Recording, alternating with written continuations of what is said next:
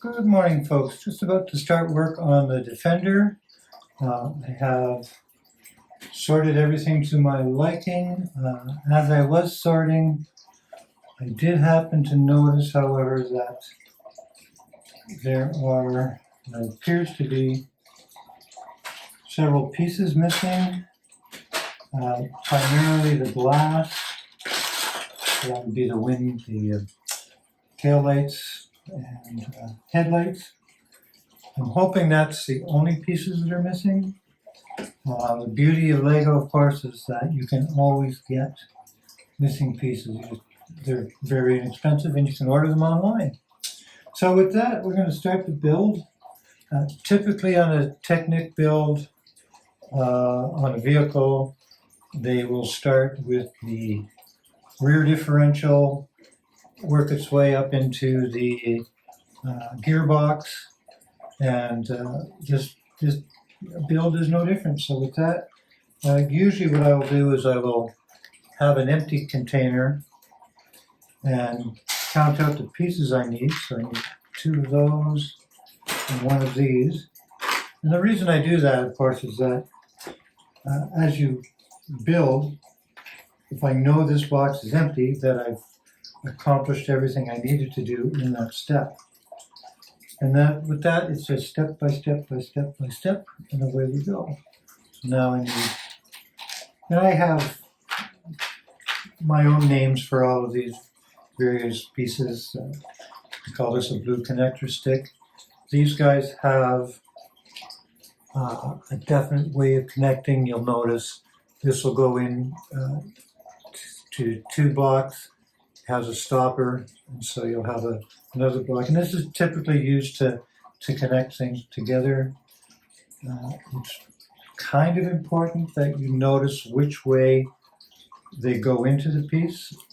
Otherwise, either during the disassembly process or on some part of the assembly process, you'll find that whatever strength that they wanted you to have is just not there. Again, I'm starting to work. This is going to be the frame. My guess is for the rear differential based on my experience with Lego. So with that, we need to find some gears. So we have a small gear. I need a rod and a larger gear. Let me tell you, so this is going to hinge there. I'm going to come through here.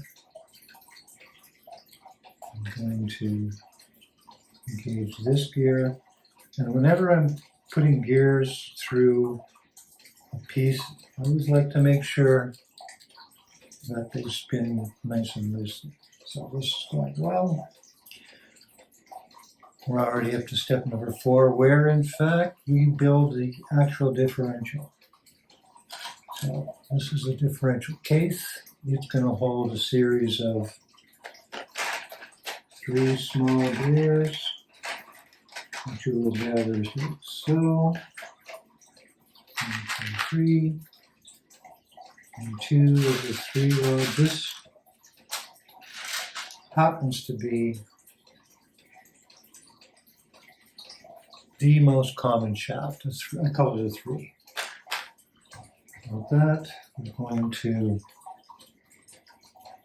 build our gears. There is a little shaft sticking out of that this gear rides on. Once that gear is captured, these guys will just slide into place. Like so. At this point, we want to put the shafts in. These would be considered drive shafts. And now we have our first. I believe this vehicle has 3 differentials, and you can see how one axle will turn the other.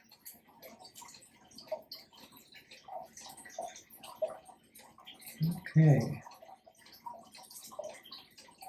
So with that demonstration, I'll actually mount it to the frame. of the diff.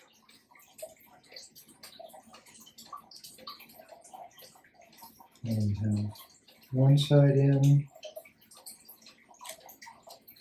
the other side in, and I would be able to tell that as the drive shaft or output, this would be the output shaft turns, the diff turns, and then each wheel will turn independently because of course we have a differential.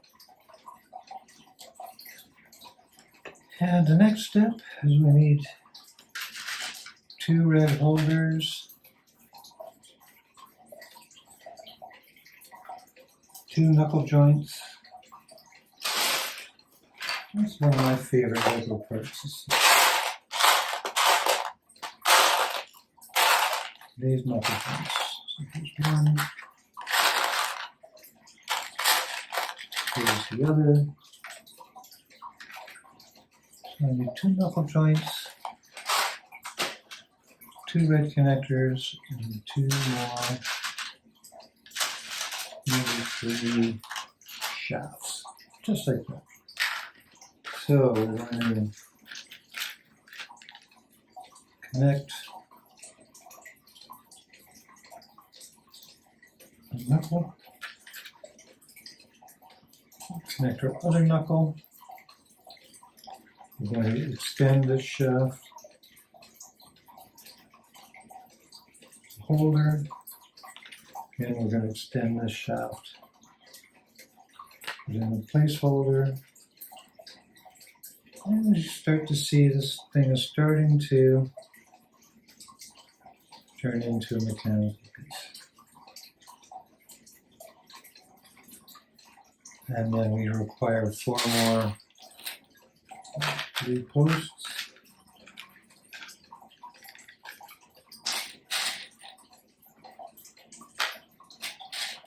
And at this point, I'm going to mount them in here, as illustrated.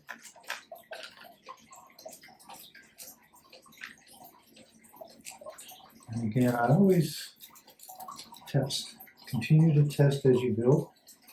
It's always better to test a lot than not testing enough. So now I have to decide to find 4 block tees. So there's 1, there's 2, there's 3.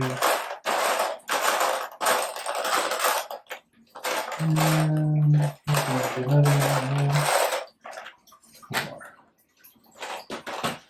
And what I've done is I've separated all of the bars, I call these bars, into one spot. So I know where they all are and I don't have to kind of search through all these little bins trying to find the one I want. Having said that, with this we are going to have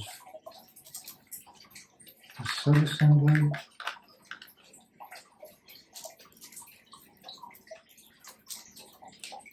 Just like that. Just like that. And just like that. So, we're now starting to see progress on the diff. Put that down there. On to step number 9, where we have to gather quite a few pieces. So, and I always like to follow the instructions so I get the pieces in the order that they're asking for. So here's 2 7s. Here's 2 5s. And to a certain extent, these rods or shafts are color-coded, so I know for a fact these are 5s. These are 7s, and when they say 5 or 7, what they're talking about is the number of holes that it would traverse. So for an example, this 5, is 1, 2, 3, 4, 5, will be the length of 5, as a 7 will be a 7, etc. as it goes forward. So I need 2 5s, 2 7s, I need to find some latch pieces, so I need 4 of these. Now these are going to be, well, this one has 2 post connectors and 3 round connectors. So this is very important to differentiate, because there's always pieces that look exactly like that, except they'll either be 5 holes or 3 posts. So it's kind of important that you keep good track of what you're doing. So now I need 4 of these. These are basically units that will connect things, but in a 90-degree change order. A very common piece. And then I need what appears to be the beginnings of the axles. There we go. So now we have the beginnings of the axle. So we're going to be making this part twice. So we start off with a 5. We're going to put these guys on, and it wants to have, this is a trick I use all the time. They're asking to have this 1 hole deep. So that typically what I'll do is I'll use one of these blocks as a holder, and that just helps everything kind of stay together in the right orientation and in the right space. So with that, we have this going on. We're going to have this going in the opposite direction. We're going to put another one of these on in this direction. So now we've arrived at this piece. And because we have to do it twice, I like to kind of do the sub-assemblies in order. It's sort of, for me, it just makes it easier down the road, because then I'll be able to just do a bit of an assembly line approach to it.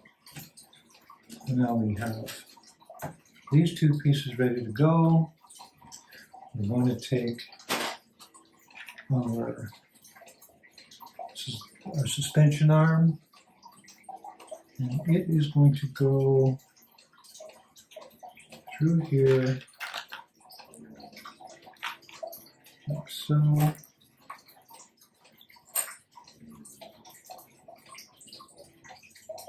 And it needs to be free to move up and down. So this is why there's no latches or catches on this one. So essentially, this is going to be free moving. And what's going to capture these are these pieces. So these guys are going to go on here. And so I have to kind of get it to where it wants to go.